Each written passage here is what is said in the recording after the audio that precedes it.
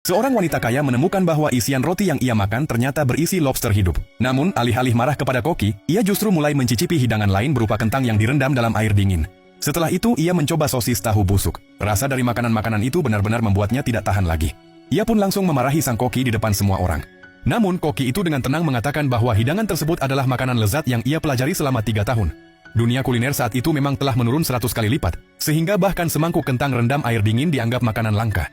Hanya kemampuan memasak dari pengantar makanan yang tetap tidak terpengaruh oleh kemunduran zaman. Melihat semua hidangan hambar itu, seorang pria yang hadir tak bisa menahan tawa. Ia mengatakan bahwa sisa makanan anjingnya pun terasa lebih enak. Ucapannya membuat para koki marah besar. Melihat situasi memburuk, pria itu berniat melarikan diri, tetapi koki menahannya. Mereka menantangnya untuk membuat masakan yang lebih enak. Kalau gagal, ia akan dijadikan makanan.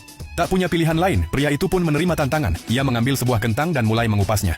Para koki menatap heran karena mereka belum pernah melihat seseorang mengupas kentang sebelumnya.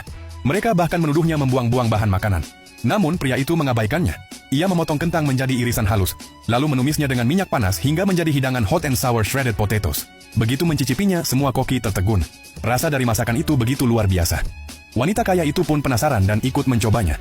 Setelah 1 gigitan, ia langsung memuji pria itu sebagai dewa masak di zaman ini. Pria itu sendiri terkejut melihat reaksi mereka yang begitu berlebihan. Namun sebelum ia sempat berkata apapun, wanita kaya itu langsung mengeluarkan uang $3 juta untuk membeli hak paten masakannya.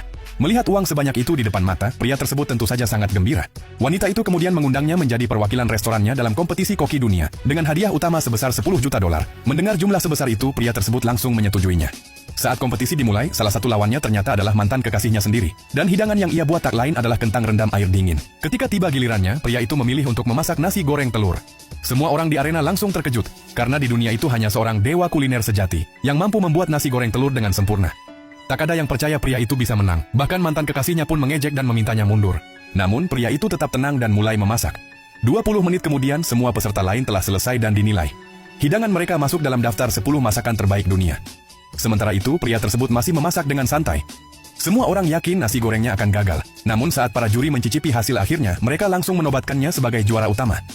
Penonton pun bersorak dan berebut untuk mencicipi nasi goreng telur legendaris itu.